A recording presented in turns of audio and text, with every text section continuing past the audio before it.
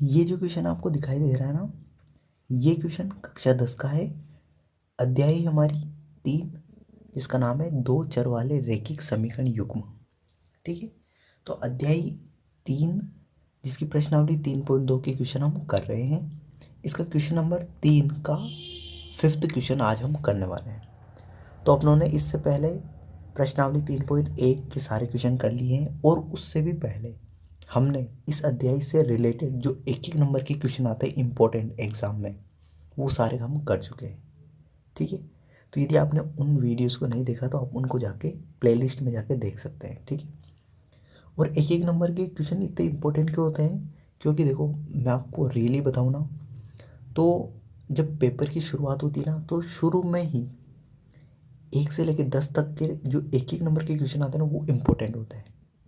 Important क्यों होते हैं, क्योंकि वो सारे सही हो जाएंगे ना अपने, तो एक अलग लेवल का अपने को मोटिवेशन मिलता है। और उससे क्या होता है कि अपने आगे के जो क्वेश्चन होते हैं ना, उनके सही होने की संभावना भी बढ़ जाती है। तो इस वजह से मैं चाहता हूँ कि आपकी जो आप पेपर खोलें, ओपन करें, तो शुरुआत के जो सारे क्वेश्चन है ना आपके सही हो, और पूरा पेपर आपका अच्छा जाए।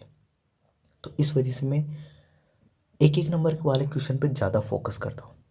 ठीक है, तो वो क्वेश्चन हमने किए हैं। आप यदि आपने वो वीडियोस नहीं देखे तो आप उनको जाकर देख सकते हैं।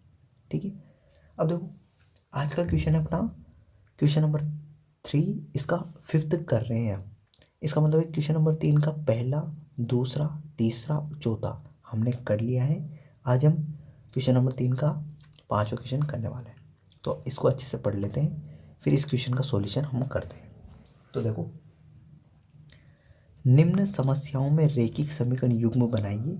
मतलब ये जो क्वेश्चन है ना, सबसे पहले तो इसका रैखिक समीकरण युग्म बनाना है, और उनके हल प्रतिस्थापन विधि द्वारा ज्ञात करने हैं। और जो हल ज्ञात करने हैं वो किसके द्वारा ज्ञात करने हैं, प्रतिस्थापन विधि द्वारा ज्ञात करना है। ठीक है, अब देखो क्वेश्चन है अपना 5वां। यदि किसी भिन्न के अंश और हर दोनों में 2 जोड़ दिया जाए तो वह 9/11 हो जाती है।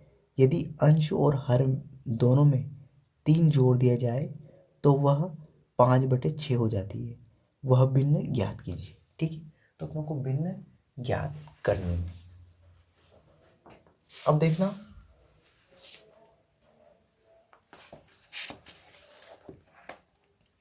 देखो सबसे पहले इसमें अपन मान लेते हैं। देखो इसका आंसर करता हूं मैं।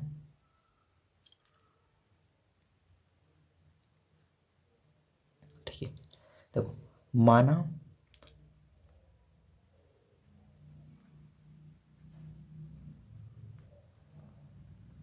भिन्न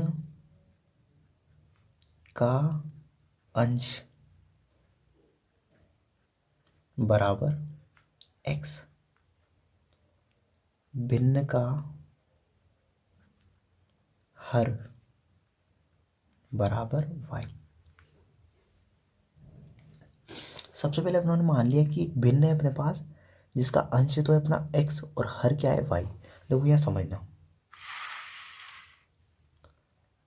यहाँ पे आप समझना, जैसे मैंने 4/5 लिखा, तो ये क्या है अपनी भिन्न है। तो इसमें ये जो 4 जो है ना, ये तो होता है अंश, और ये जो नीचे वाला होता है ये होता है हर। मतलब बटे के ऊपर वाला अंश और बटे के नीचे वाला हर होता है। ठीक है, तो अपने मान लिया कि हमारा भिन्न का अंश x है और भिन्न का हर क्या है, y है। तो भिन्न क्या हो जाएगी हमारी, तो देखो यहाँ से भिन्न हो जाएगी हमारी, भिन्न बराबर x/y। ठीक है, अब देखो पहली लाइन क्या बोल रहा हूँ, यदि किसी भिन्न के अंश व हर में 2 जोड़ दिया जाए। तो देखो भिन्न है अपनी x/y, तो अंश में कितना जोड़ दिया जाए, 2, और हर में भी कितना जोड़ दिया जाए, 2। तो भिन्न, तो वह 9/11 हो जाती है। मतलब वो 9/11 बन जाती है। तो यहाँ बराबर लिखूंगा मैं 9/11। ठीक है, ऐसे करना है आपको। अब बहुत सी बार आप ये ऐसे मत कर देना, जैसे उसने बोला कि अंश और हर में कितना जोड़ दिया जाए, 2। तो आप ऐसे मत लिख देना 2/2, ये गलत है। यदि आप ऐसे करोगे तो ये गलत है। अंश में 2 जोड़ दिया जाए तो अंश ऊपर वाला होता है। जैसे आपको बोला अंश में 2 जोड़ दिया जाए, 2 जोड़ दिया जाए, तो जैसे अंश क्या है, 4 है, तो 4 में 2 जोड़ेंगे तो कितना हो जाएगा 6, और 5 में 2 जोड़ेंगे तो कितना हो जाएगा 7। तो क्या हो जाएगी 6/7 हो जाएगी वो। तो ऐसे नहीं जोड़ना, जैसे अंश बोला ना, तो ऊपर तो जोड़ना है पर उसको पूरे बट्टे के साथ ऊपर जोड़ना है, जैसे यहाँ पे जोड़ा है मैंने, ऐसे करना है। ठीक है, तो ये होगी अपनी पहली समीकरण। ठीक है, अब देखो दूसरी समीकरण बनाते हैं। तो दूसरे में क्या बोला गया है, यदि अंश और हर में 3 जोड़ दिया जाए, दोनों में कितना जोड़ दिया जाए 3, तो भिन्न क्या थी अपनी x/y। देखो भिन्न है थी अपनी x, अब x में कितना जोड़ दिया जाए 3, तो ये +3/y। y क्या है अपना हर में कितना जोड़ दिया जाए 3, तो ये +3 बराबर कितनी बन जाती है वो 5/6, तो ये 5/6, ये समीकरण 2 है। ठीक है, अब देखो समीकरण 1 और समीकरण 2 को हम सोल्व करेंगे अच्छे से, और फिर अपन x और y का मान निकालेंगे। ठीक है, तो देखो आगे सोल्व करते हैं। तो यहाँ से मैं आप समीकरण 1 या 2 कोई सी भी ले सकते हो, कोई फर्क नहीं पड़ेगा। मैं सबसे पहले शुरुआत समीकरण 2 से कर रहा हूँ। तो समीकरण 2 से अब देखो मैं क्या करने वाला हूँ, समीकरण 2 लिखूंगा पहले तो x+3/y+3 बराबर 5/6। अब देखो मैं क्या करूँगा वज्र गुणा, मतलब इस 6 को तो मैं इधर गुणा कर दूंगा। ठीक है, इस पूरे से गुणा होगा वो 3 से, नहीं पूरे से, है ना। और इस y+3 को किससे गुणा कर दूंगा 5 से। तो देखो क्या आएगा x+3 गुणा 6 बराबर 5 गुणा y+3। ठीक है, अब देखो ये 6 इस x से गुणा होगा, तो 6 को x से गुणा करेंगे तो कितना आ जाएगा 6x, प्लस का चिन्ह है तो प्लस, 6 को 3 से करेंगे 6 दिया 18 बराबर 5 को y से करेंगे तो 5y, और 5 को 3 से करेंगे तो 5×3 15, ये प्लस का चिन्ह है तो प्लस। ठीक है, अब देखो यहाँ से, अब ये मैं क्या करूँगा इस 18 किसके प्लस के, तो इसको मैं बराबर के इधर भेजूंगा तो किसका हो जाएगा माइनस का। 18 किसके हो जाएंगे माइनस के, तो देखो यहाँ समझना आप 6x बराबर ये 18 प्लस के थे इधर भेज रहा हूँ, तो 5y तो ऐसे कैसे +15, और ये 18 प्लस के थे इधर आए तो किसके हो गए माइनस के। अब देखो 6x बराबर 5y, अब ये 18 माइनस के और 15 किसके प्लस के, तो एक प्लस का चिन्ह एक माइनस का चिन्ह तो घटा दो, तो 18 में से 15 घटाए तो बचे अपने 3। अब देखो 15 और 18 में से बड़ा कौन सा है, संख्या की बोल रहा हूँ, तो देखो 15 और 18 में से आप बोलोगे 18 बड़ा है, तो बड़ी संख्या के जो आगे जो चिन्ह लगा है वो चिन्ह इसके साथ आ जाएगा। तो जैसे बड़ी संख्या 18 है, 18 के आगे किसका चिन्ह है माइनस का, तो यहाँ चिन्ह किसका आ जाएगा माइनस का। ठीक है, वापस समझ लो मैंने क्या बोला है। देखो एक संख्या के आगे प्लस का चिन्ह है, ये जैसे 15 के आगे प्लस का है और 18 के आगे माइनस का चिन्ह है, तो अब एक प्लस का चिन्ह और एक माइनस का चिन्ह तो हमेशा क्या करेंगे घटाएंगे। अब बड़ी संख्या के आगे जो चिन्ह है ना वो चिन्ह आ जाएगा, तो 18 के आगे चिन्ह है माइनस का तो माइनस का चिन्ह आ गया। ठीक है, अब देखो मुझे तो x का मान निकालना है, तो मैं क्या करूँगा, ये देखो ये 6 और x के बीच में किसका चिन्ह है गुणा का, मुझे x का मान चाहिए, तो ये 6 गुणा में, तो बराबर के इधर भेजूंगा तो कहाँ चले जाएंगे गुणा वाली संख्या भाग में चली जाएगी, तो x बराबर आ जाएगा मेरा 5y - 3/6। तो x का मान है कि अपना 5y - 3/6। ठीक है, ये x का मान है क्या। अब देखो यहाँ पे मैं समीकरण 1 को भी थोड़ा सा सिंपल कर लेता हूँ, जैसे इसको सिंपल किया ना वैसे समीकरण 1 को भी सिंपल कर लेता हूँ। तो समीकरण 1 लिख रहा हूँ मैं x+2/y+2 बराबर 9/11। वापस वज्र गुणा करूँगा तो इसको ऐसे ब्रैकेट में बंद कर देता हूँ, ये 11 तो इधर गुणा हो जाएगा और ये 9 इधर गुणा हो जाएगा। ठीक है, तो देखो x+2 गुणा 11 बराबर 9y+2, है ना, 9y से इनसे गुणा हो जाएगा ना।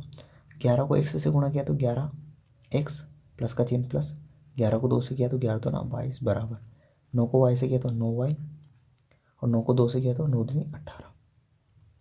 ठीक है, अब देखो ये अपना आ गया है ना, ये आ गया, ये समीकरण 1 थी, इसको सोल्व किया तो अब ये x का मान है ना, समीकरण ये समीकरण 1 ही अपनी। ठीक है, सिंपल करके लाए तो समीकरण 1 ही है ना, तो x का मान इसको और सिंपल कर लेते हैं, चलो पहले और सिंपल कर लेते हैं इसको। तो देखो ये 9y है, इसको इधर लेके आऊँगा तो किसके हो जाएंगे माइनस के। तो देखो 11x minus 9y, 9y plus के थे, इधर प्लस का चिन्ह इधर आए तो किसका हो गया माइनस का। ये 22 किसके हैं प्लस के, इधर भेजूंगा तो किसके हो जाएगा माइनस के। तो बराबर 18 माइनस 22। अब देखो 11x माइनस 9y बराबर 18 का आगे किसका चिन्ह है प्लस का, 22 का आगे किसका चिन्ह है माइनस का। एक प्लस का चिन्ह हो एक माइनस का चिन्ह हो तो हमेशा क्या करते हैं घटाते हैं। 22 में से 18 घटे तो कितने बचे 4। अब मैंने आपको बताया कि जो बड़ी संख्या है उसके आगे जो चिन्ह लग रहा है वो चिन्ह आ जाएगा। 18 और 22 में बड़ा कौन सा है 22, 22 के आगे किसका चिन्ह है माइनस का, तो माइनस का चिन्ह आ जाएगा। ठीक है, तो इसको मान लो आप समीकरण एक, ये समीकरण एक ही है।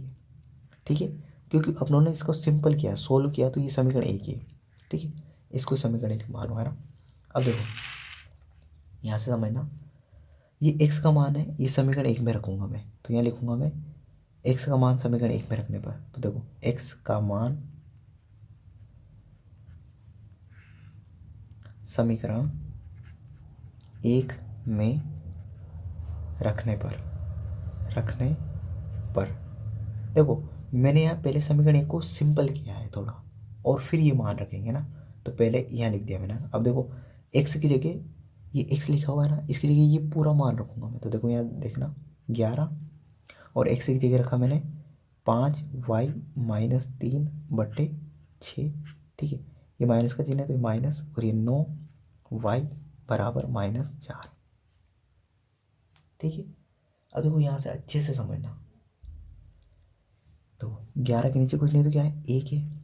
अब देखो ये 6 तो नीचे नीचे वाली संख्या गुणा हो जाएगी, ऊपर वाली संख्या गुणा हो जाएगी, तो 11 को 5 से गुणा करेंगे तो 11 5 55, पीछे y है तो y, माइनस का चिन्ह है, 11 के आगे प्लस का चिन्ह है, 11 के आगे प्लस का, 3 के आगे माइनस का, तो प्लस माइनस से गुणा होगा तो माइनस का चिन्ह, 11 को 3 से गुणा 11 दिया 33 बट्टे 1 को 6 से करेंगे तो 6 माइनस 9y, 9y के नीचे कुछ नहीं तो क्या है 1 बराबर -4। अब यहाँ से क्या है कि अब इसको सोल्व करेंगे ना, तो यहाँ पे पेज ख़त्म हो गया है तो मैं दूसरा पेज ले रहा हूँ। तो देखो समझना अच्छे से, ये समीकरण को वापस लिखूंगा मैं, इसको वापस लिख रहा हूँ। ठीक है, तो मैं लिख रहा हूँ इसको, मैं ना इधर लिख रहा हूँ मैं यहाँ पे, चलो इधर लिख लेता हूँ इसको, यहाँ पे लिख लेता हूँ ना थोड़ा सा।